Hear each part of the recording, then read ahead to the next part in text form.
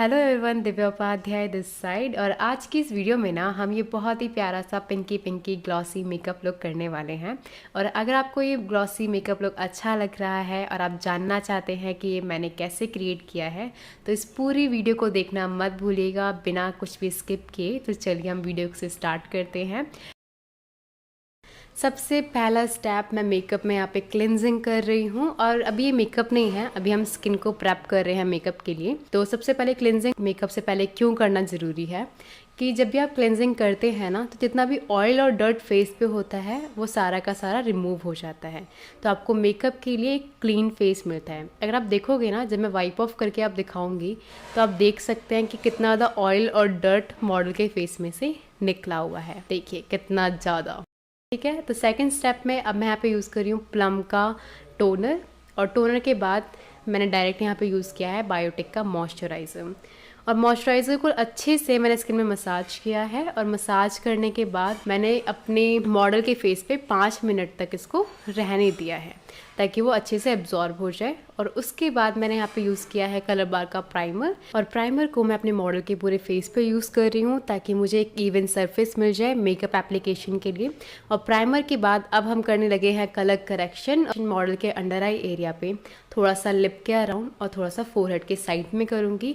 और आपको हमेशा याद रखना है बहुत ही कम क्वांटिटी लेनी है। जब भी आप ज़्यादा क्वांटिटी लेते हैं ना कलर करेक्शन की, तो वो आपके फाउंडेशन के साथ मिक्स हो जाता है। और साथ साथ कंसिस्टेंसी भी मैटर करती है जब भी आप मेकअप कर रहे हैं। तो जितना भी हो, मैं आपको सजेस्ट करूँगी कि आप क्रीम प्रोडक्ट का यूज़ करें जब भी आप कलर करेक्शन करते हैं। तो अब फाउंडेशन के लिए मैं यहाँ पे यूज़ कर रही हूँ फॉरएवर की फाउंडेशन। और मैंने यहाँ पे एक डार्क शेड लिया है और एक लाइट शेड, और दोनों को ही मिक्स करके मैंने अपने मॉडल के ऊपर अच्छे से फाउंडेशन को अप्लाई किया है। और मैंने यहाँ पे ना एक शेड लाइटर टोन रखा है क्योंकि थोड़ी देर बाद फाउंडेशन आपका ऑक्सीडाइज हो जाता है और वो अपने आप आपके शेड का हो जाता है। तो हमेशा जब भी आपको मेकअप का शूट या ब्राइडल मेकअप आप कर रहे हैं, थोड़ा लाइट फाउंडेशन को रखिए क्योंकि कुछ टाइम बाद, कुछ घंटों बाद वो अपने आप सेटल हो जाता है। ठीक है, तो अगर आप एग्जैक्ट टोन का रखेंगे फाउंडेशन, तो जब भी वो ऑक्सीडाइज होगा तो मॉडल का फेस या आपके क्लाइंट का फेस डल लगना स्टार्ट हो जाएगा। ठीक है, तो अब मैं क्या कर रही हूँ कि मैंने ब्रश के साथ अप्लाई किया और अब फाउंडेशन के साथ मैं अच्छे से ब्लेंड कर लूँगी। ठीक है, फाउंडेशन ब्लेंडिंग के बाद अब मैं यहाँ पे डर्मा के पैलेट में से एक लाइटेस्ट कंसीलर का यूज़ कर रही हूँ। और सेम फ्लैट ब्रश के साथ मैंने हाईलाइटेड पॉइंट्स पे अप्लाई किया है, जैसे कि फोरहेड, अंडर आई एरिया पे, हल्का सा नोज़ के पास में और थोड़ा सा चिन पे। ठीक है, ताकि ये एरिया थोड़े से उभर के नज़र आए। अब सेम मेरा वही रहेगा कि मैंने अच्छे से ब्रश के साथ अप्लाई किया। आपको ब्रश के साथ एप्लीकेशन आपकी अच्छी हो जाती है और ब्यूटी ब्लेंडर के साथ आपकी ब्लेंडिंग अच्छी होती है। तो मैंने अप्लाई किया यहाँ पे ब्रश के साथ और ब्लेंडिंग मैं ब्यूटी ब्लेंडर के साथ करती जा रही हूँ। वापस से याद रखना है कि ब्लेंडिंग में आप अपना अच्छा टाइम दें। जितना अच्छी आपकी ब्लेंडिंग होगी उतना ही अच्छा आपका मेकअप नज़र आएगा। बचे हुए कंसीलर को मैंने आईलिड पे भी अप्लाई कर लिया है। और ब्राउन्जिंग के लिए मैं यहाँ पे फॉरएवर का जो दूसरा फाउंडेशन है ब्राउनी, मैं उसका यूज़ कर रही हूँ। और मैं हल्का सा ये फाउंडेशन फोरहेड के पास अप्लाई कर रही हूँ, थोड़ा सा कॉन्टोर वाले एरिया पे अप्लाई कर रही हूँ चिक्स के, और थोड़ा सा नोज़ पे और जॉ लाइन पे। मैंने यहाँ पे इस फाउंडेशन का यूज़ इसलिए किया है क्योंकि ये बहुत ही ईजिली ब्लेंड हो जाता है। और आप जैसा कि देख ही पा रहे हैं कि मेरे को उतना ब्लेंडिंग करने की ज़रूरत नहीं हो रही है, लेकिन फिर भी ये बहुत ही ईजिली ब्लेंड हो जा रहा है। अब हम यहाँ पे लगाएंगे अपनी मॉडल को लाली। और जब भी आपको मॉडल को ना ब्लश लगाना हो तो उसको बोलिए कि पूरा खुल के हंसे, मतलब बिल्कुल चीक्स ना उसके ऐसे गोल, जब हम बोलते हैं ना एप्पल चीक्स, वैसे लगने चाहिए। ठीक है, तो मैंने अपनी मॉडल को वही बोला है और अच्छे से मैं बहुत ही कम प्रोडक्ट अपने ब्यूटी ब्लेंडर पे लेके ब्लेंड कर रही हूँ। ठीक है, लिक्विड प्रोडक्ट्स अप्लाई करने के बाद अब हम कर रहे हैं अपने बेस को सेट। और उसके लिए मैंने सबसे पहले क्रायलॉन के पाउडर के साथ अंडर आई एरिया को अच्छे से सेट कर दिया है। और आप देख सकते हो कि मैं सेम ब्यूटी ब्लेंडर के साथ ही जा रही हूँ, काम कर रही हूँ। और बहुत ही हल्का हल्का प्रोडक्ट का यूज़ करना है क्योंकि अगर एक ही बार आप प्रोडक्ट ज़्यादा ले लोगे तो वो बिल्कुल पैची सा हो जाएगा। वहाँ पे हम साथ में लंच करने चले गए, मैं, मेरी मॉडल, सब लोग। और उसके बाद हम वापस लौट के आए आधे घंटे बाद। मैंने रेवोल्यूशन के पाउडर के साथ हल्का सा जितना भी स्माइल लाइन्स आता है वहाँ पे सेट किया ब्यूटी ब्लेंडर को लेके। और बाकी फेस को मैंने पाउडर ब्रश के साथ सेट किया है क्योंकि हमें बहुत कम क्वांटिटी चाहिए होती है पूरे फेस पे। ठीक है। अब जब हमने बाकी फेस को सेट कर दिया है तो अब बारी है कि जितना भी हमने पाउडर, लिक्विड कॉन्टोर और ब्लश किया था उसको थोड़ा सा इन्हेंस करने की। तो मैं यहाँ पे वही कर रही हूँ। पाउडर करने के बाद अच्छे से कॉन्टोर कर लूँगी और ब्लश का अप्लाई कर लूँगी।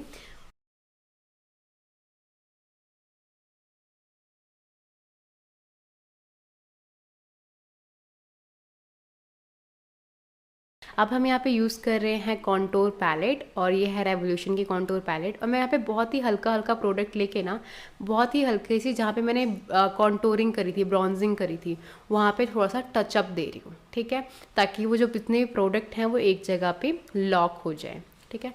कॉन्टोर अगेन बहुत ही हल्का हल्का प्रोडक्ट लेना है और बहुत ही हल्के हाथों से आपको करनी है।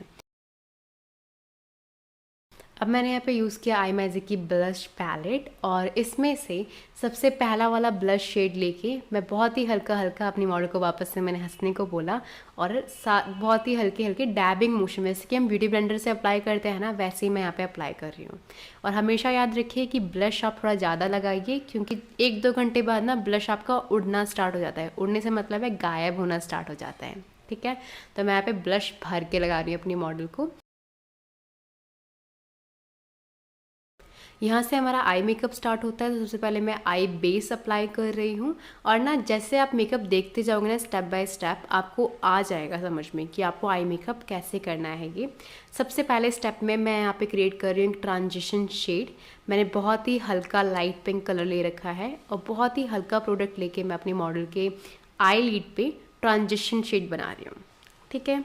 ट्रांजिशन शेड बनाने के बाद अब मैंने एक सिल्वर सिमर शेडो ले रखा है, और उसको मैं अपनी मॉडल के आईलिड एरिया पे अप्लाई कर रही हूँ, ठीक है। अगेन सी टाइप में मैं अप्लाई कर रही हूँ उसे, ठीक है। थर्ड स्टेप में मैं यहाँ पे इसके आउटर कॉर्नर को थोड़ा सा और डार्क कर रही हूँ, थोड़ा और डेप्थ दे रही हूँ, ठीक है। तो उसके लिए मैंने यहाँ पे बरगंडी पिंक शेड का यूज़ किया है, ओके। फोर्थ स्टेप में हम क्या करेंगे कि हल्का सा मॉडल को ग्लिटर देंगे, ठीक है। तो ग्लिटर देने के लिए मैंने यहाँ पे सबसे पहले मिस क्ले का जेल लिया है, क्योंकि जेल के बिना ग्लिटर नहीं चिपकेगा। अगर प्रेस ऑन है तो चिपक जाएंगे, लेकिन ऐसे नहीं चिपक पाते हैं। तो ग्लिटर जेल मैंने यहाँ पे बहुत ही थोड़ा, बहुत ही कम क्वांटिटी में यूज़ किया है, और उसके बाद सेम मिस क्ले का मैंने ग्लिटर लिया, और उसको अपनी मॉडल को बोला कि ऊपर की तरफ देखिए, और उसके बाद मैंने बहुत ही कम कम लेके अप्लाई किया है, क्योंकि अगर मैं एक ही बार ज़्यादा लूँगी तो वो फॉल आउट होने लग जाएगा। तो अगर फॉल आउट हुआ तो आपका पूरा का पूरा मेकअप ख़राब हो जाएगा, क्योंकि हमने बेस पहले किया है, ठीक है। तो ग्लिटर अप्लाई करने के बाद अब मैं यहाँ पे ब्लू लाइनर अप्लाई कर रही हूँ, और मैंने यहाँ पे ब्लू लाइनर ब्लू हेवन का यूज़ किया है, जो कि मेरे को बिल्कुल भी अच्छा नहीं लगा। वो बिल्कुल ही निकल रहा था बार बार। तो ये मतलब इसकी जगह ना लैक्मे का ब्लू लाइनर आता है, वो बहुत ही अच्छा। मुझे ब्लू हेवन का बिल्कुल भी अच्छा नहीं लगा, क्योंकि वो ड्राई होके निकल रहा था। लेकिन हमने उसको भी फिक्स कर दिया अच्छे से।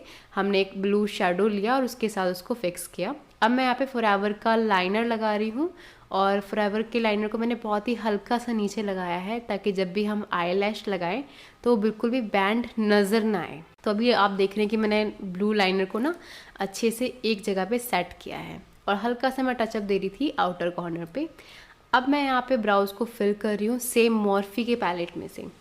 ब्राउज को फिल करने के बाद अब मैं यहाँ पे लैशेस अप्लाई कर रही हूँ, और लैशेस के लिए मैंने यहाँ पे मिंक लैशेस को लिया है, जो कि मिंक लैशेस 0 से हैं। और ये लैशेस बहुत ही हैवी हैं, तो जब भी आप कोई ब्राइडल लुक दे रहे हैं, या बिल्कुल ऐसा लुक जिसमें आप आईज़ को थोड़ा सा हैवी रखना चाहते हैं और मेकअप न्यूड रखना चाहते हैं, तो आप ये लैशेस दे सकते हैं। और लैशेस एप्लीकेशन ना बहुत ही ईजी होती हैं। जिन भी लोगों को प्रॉब्लम होती है उनके लिए मैं एक अलग से वीडियो बनाऊँगी सेपरेट। अब मैं यहाँ पे लोअर लैश लाइन को कर रही हूँ कलर, ठीक है, और बहुत ही हल्का हल्का मैं यहाँ पे कर रही हूँ, बहुत ही हल्का कलर दे रही हूँ। उसके बाद मैंने यहाँ पे काजल एप्लीकेशन कर रही हूँ अपनी मॉडल के अपर वाटर लाइन में। थोड़ा सा रिस्की होता है, लेकिन स्केरी भी लग रहा है थोड़ा सा, मेरी मॉडल को भी डर लग रहा था, बट प्रोफेशनल ये बहुत ही ईजी तरह से कर लेते हैं, ठीक है। मेरी मॉडल कह रही थी कि मेरे को इतना डर लगा, लेकिन ये तो बहुत ही आसानी से हो गया। मैंने कहा हाँ, आसानी से हो गया। जितनी आपकी प्रैक्टिस रहती है ना, उतना ही ईजीली आप काम कर लेते हैं, ठीक है। तो प्रैक्टिस ज़्यादा करिए और आपका काम अपने आप आसान होता जाएगा। अब मैंने यहाँ पे मस्कारा लगाया है और मस्कारा के लिए मैंने मेबलिन का था हाइपर कर्ल मस्कारा का यूज़ किया है। ये बहुत ही अच्छा मस्कारा है, वाटरप्रूफ है और बहुत ही लंबे टाइम तक चलता है। और आखिर में मैं यहाँ पे लिपस्टिक का यूज़ कर रही हूँ और लिपस्टिक मैंने दिलांशी के पैलेट में से यूज़ करी है। और लिपस्टिक के बाद मैं यहाँ पे अप्लाई कर रही हूँ हाईलाइटर, और हाईलाइटर का यूज़ मैंने ट्यूशन के सेम पैलेट में से किया है। आखिर में मैंने सोचा कि क्यों ना लिपस्टिक पे थोड़ा सा ग्लॉस ऐड कर दिया जाए, और ग्लॉस अप्लाई करने के बाद मेरी मॉडल का फाइनल लुक ये था। और रेडी होने के बाद मैं आपको दिखाती हूँ कि मेरी मॉडल पूरी रेडी होने के बाद कैसी लग रही है।